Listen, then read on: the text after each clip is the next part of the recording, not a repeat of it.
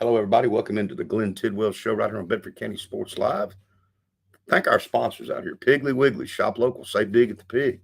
I'm going to be going to the Pig, Coach. I went there today, actually. Did you? Yeah. He put out a thing the other day about some sausages being made. So I wanted the hot. They didn't have the hot. So I had to go in there today to get some hamburger for something the wife's cooking up tonight. And lo and behold, there was some of that hot sausage. So I grabbed some of this homemade stuff. It's in one of those coolers back there. Oh, I'm going to get that. It was the spicy hot. I love it. So I got some of that. So I've got the regular and the spicy now. It's outstanding. So that's good stuff. It is. I'm gonna make some beer butt chicken this weekend. I'm gonna go to Piggly Wiggly and get my stuff. Yeah. Shopping with a pig. That's right. Say big there. North Star Services. Thank y'all. Extreme Flooring. Coach, you went up to Warren County, 64-0 in the, what was that called? The what bowl? The nurseryman. You did that on purpose. Yeah, I did. I'll admit it. I did it on purpose. Was it the Nurseryman's Bowl? There it is. Didn't work out too good for us, 64-0 in that one. Let's take a break. Let's hear from our sponsors. We'll come back and briefly talk about the game and whatever else. We're going to come up with something. We'll be right back. Water, fire, or mold damage. Call North Star Services, Nashville's local, non-franchise restoration pros. We respond 24/7 to stop damage fast, handle dry and cleanup, and manage repairs start to finish. As a licensed general contractor with 20-plus years experience, we coordinate directly with your insurance and offer free estimates, serving all of Middle Tennessee, including Bedford County. Restore today. Rebuild with confidence. Call 615-203-9573. Shop local at Shelbyville Piggly Wiggly, down home, down the street.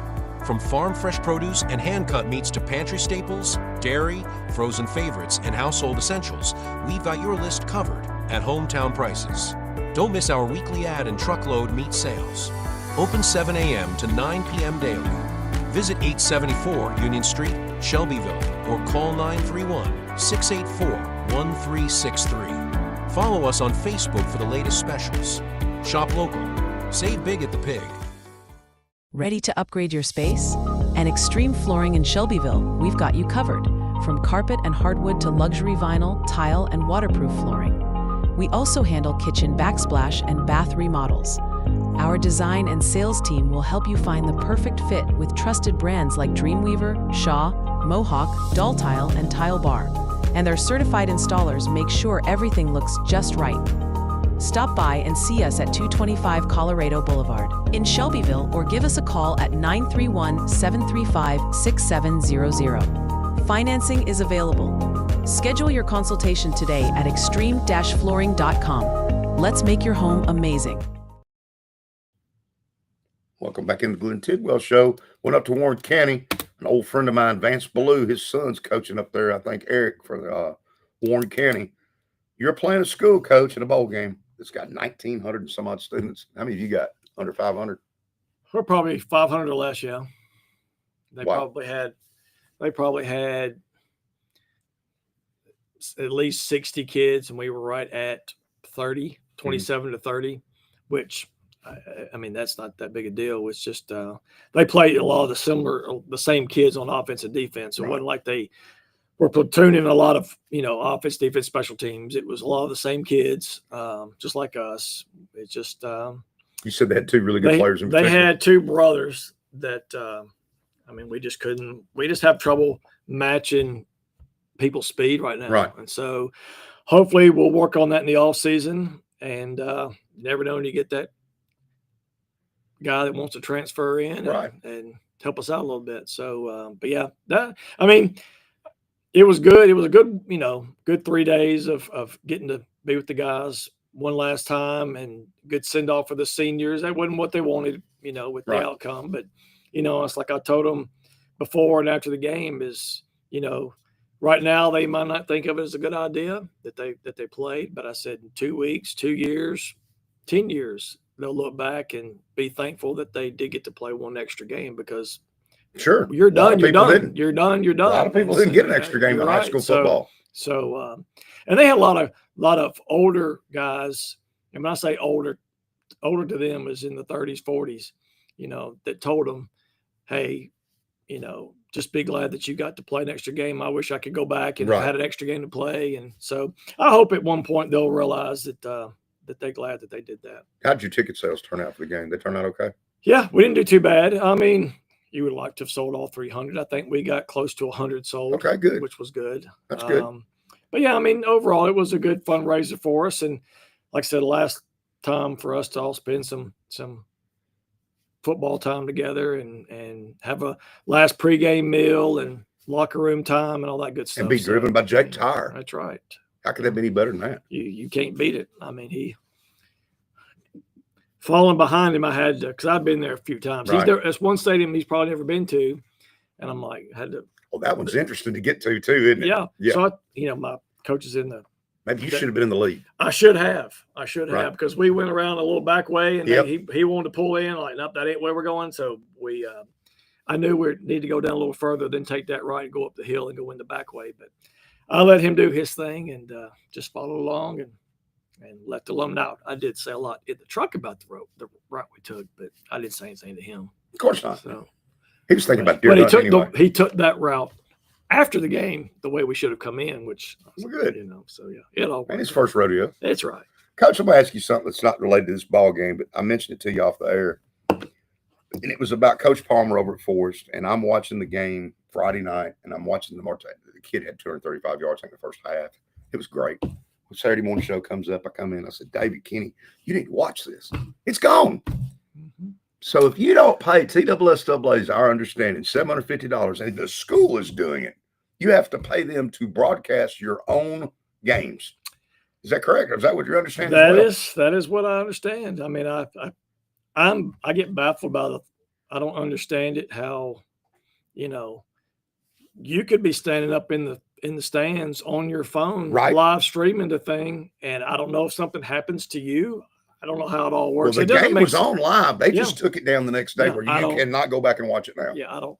You probably go on another site and watch it and have to pay a fee to join. But yeah, I don't understand how. Well, I hope they try it again before they catch him and do it again on the Gatlinburg Pittman game and put it on anyway live so people can watch it. If it goes off, it goes off. Yeah, I But know. they go to a lot of work to do this. Yeah, You got but- students and there's some sponsors involved, but I'll promise you, whoever, and David can tell you this better than anybody, if there were sponsors, it ain't gonna cover the $750 to do the game. No. Why would you not want the media coverage for all your kids and for your sport? You should want that. I heaven forbid what Channel 30 plays them. I don't know. Yeah, I don't.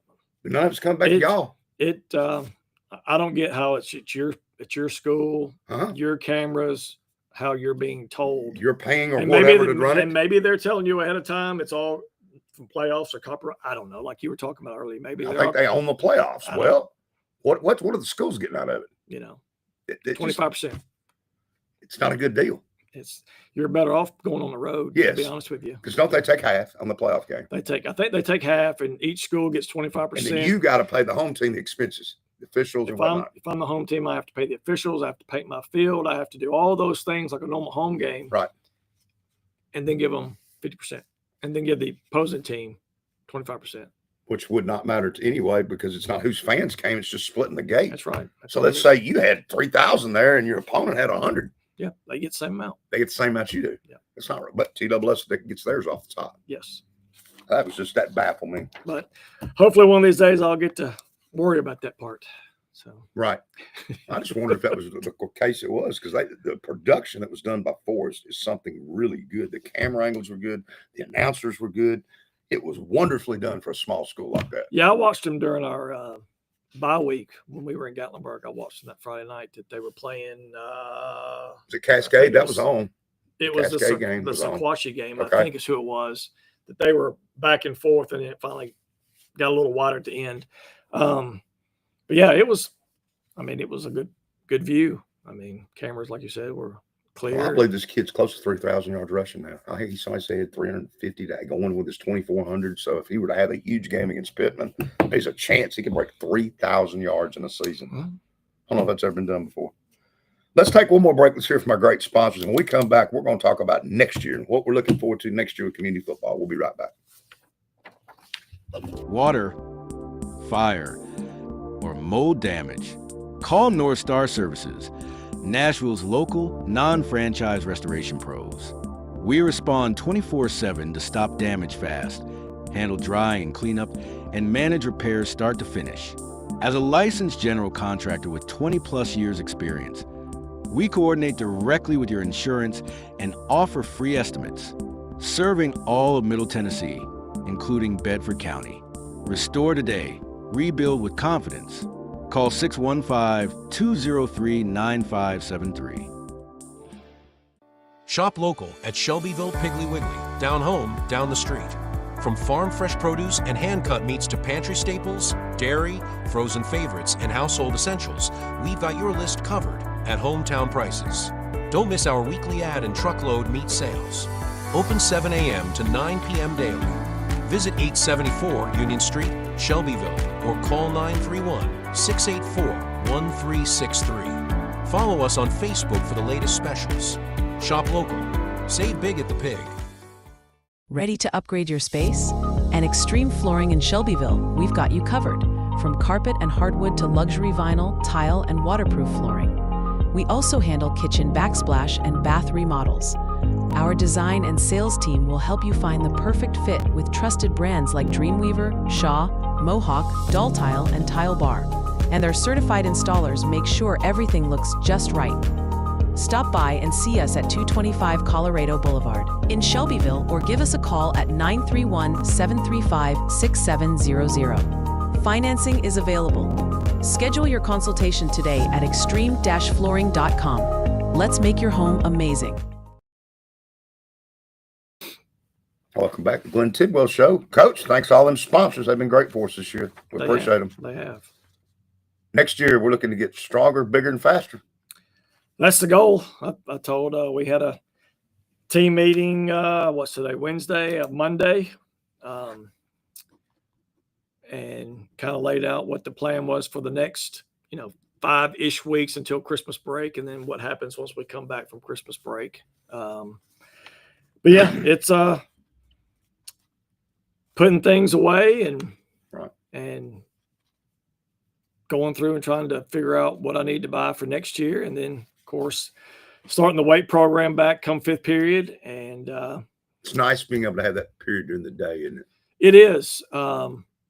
It's good for the kids that not necessarily have, for example, I think I got 2 guys playing basketball, so they go to fifth period basketball, but then I've got a handful of guys that are wrestling. Well, they don't have wrestling fifth period, so I still get them for football during fifth period. They still get their weights, they still get their conditioning, they get anything that we're going to do during fifth period. So, and then they don't have to miss wrestling. So, and thinking about it, I get to go home at 3 o'clock. So, but after the first of the year, we're going to have the middle school kids come over because our weight room's a lot bigger, and so we'll stay a little bit later after that and let the middle school coaches work out up there, and I may hang around a little bit just to make sure everything goes all right. But other than that, 3:05, 3:15 ish.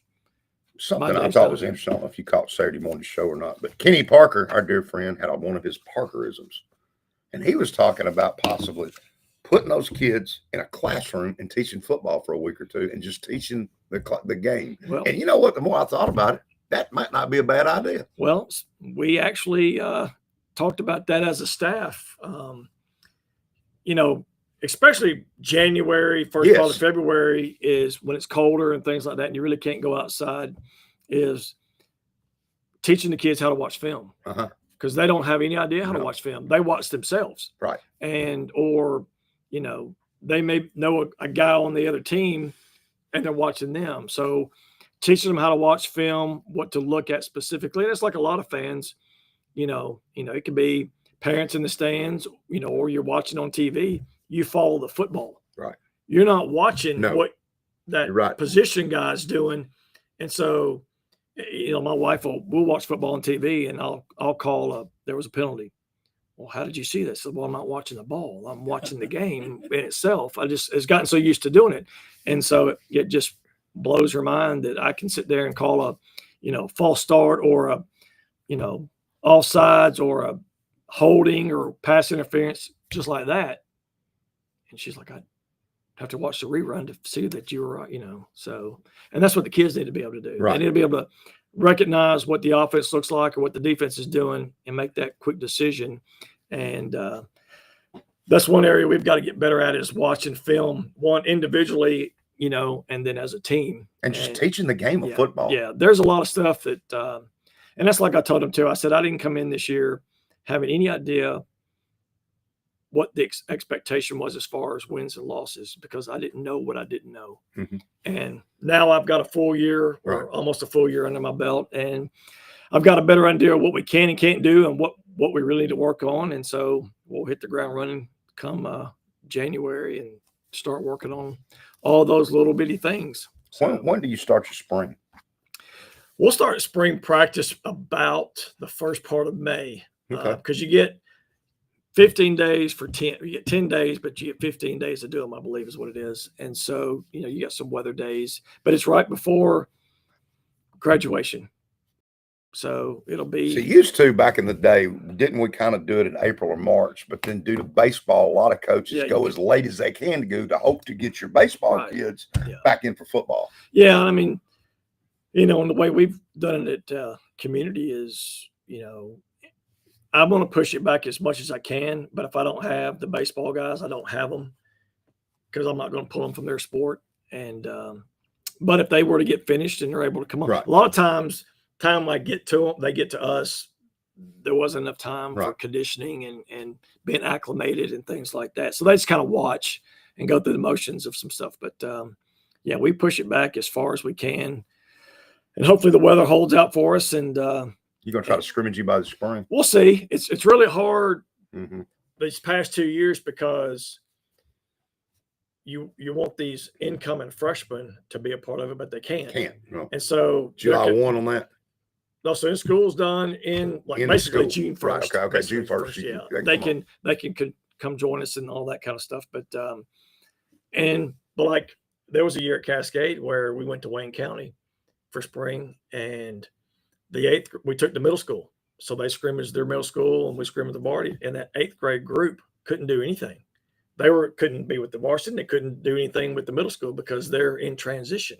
So those guys kind of get, I won't use the word screwed, but they're just in limbo for a few months or a few weeks. And so, that's our numbers probably won't allow us to scrimmage somebody this spring, just because we'll be sitting at about 30 without the freshmen coming in. So there's fall coming up, and I know Mike Coach Dryden even reached out to him. He and I have talked about us having some sort of jamboree up here.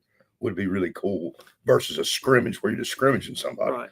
He had messaged me back early when we had done the jamboree out in was it Moore County? Mm-hmm. No, where was it? Mount Pleasant. Mount Pleasant, right? Moore County, Battle Creek, and Spring Hill, and that bunch out there. And he talked about let's do one next year, and I said, hey, I'm open for it. Let's do it. So it'd be kind of cool if we could bring in, Shovel play a team, you play a team, and you play a quarter, play a half, whatever it is. Like back in the old days, we played a half. We played a half. This last one, it was a running clock. Right. So you basically played.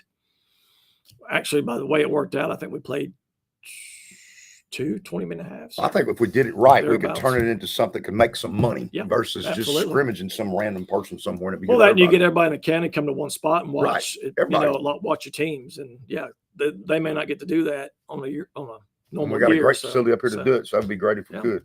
Coach, where do you start thanking people for this year? Because you've had a lot of help from your booster club and your principal, and down the road getting things going. Well, where do you start with? You got to start with the one at home. Oh yeah, hard on her. That's there gets to be a lot on her plate where she's toting it. Luckily, my oldest here, she drives, so she can take herself places. But you got one playing basketball and football at Thomas, and one playing basketball at Cascade, and one that cheers at Central, and me over at Community. So she put a lot of miles on the road during football season, and so she'd probably be the number one person you're going to think right there, just for putting up with me and listening to me have my moments at home. So, and then my booster club, they were tremendous. We had a meeting last night to talk about the banquet that's coming up in January, and those guys did an outstanding job of helping me out with pregame meals and in-games or halftime snacks, and post game meals if we needed one, and yeah, they were tremendous, and hopefully they'll top what they did next year. Right. And then the faculty at school, they were tremendous with always, how are you doing, how things going, we're behind you, and helping support me in any way they could. And we invited them, each group in the school, like the English department or the math department or CTE department, every department, and then all your staff. Each week we invited them for pregame meals, so they enjoyed coming and kind of sitting with the guys during their pregame meal and see how we do some things during that. And I appreciated them doing that. And of course, Dr. Bowling and Dr. Ralston were great helps and things like that. But yeah, it was a group effort all the way around. May not have gotten the season we wanted per se, but like I said, I had no expectations on what it would look like, but moving forward, I will. Right. So, and then, you guys have been tremendous. Y'all have been. Hey, we're glad to do it. I've had a lot of fun coming in here and talking about community and how things are going to get better and grow. Podcast guy, David Noel, thank him. Yeah, he's there every week. I think he's going to come back next year, hopefully, and be bigger and better. And but yeah, it's just it was, overall, it was a really good first year, just for the buy-in from, like I said, the school, the community, booster clubs, parents, everybody. It was the excitement was there, and hopefully it carries over into next year, and we build it bigger than we had it this year. So. Seemed like it was just yesterday we had the first show, didn't it? I know it, So here we are at the end. And all the sponsors that came through, not only for this show, but also that bought banners or had other things that they did for us, and all the folks that donated or gave us food for pregame meals. So, but yeah, like I said, it was a huge group community effort for this season, and I really appreciated it. Well, thank Piggly Wiggly, shop local, save big at the pig again, North Star Services, and Extreme Flooring for sponsoring the show. Coach, it won't be long. We'll be right here again, maybe. We'll blink our eyes and we'll be right back. Hopefully.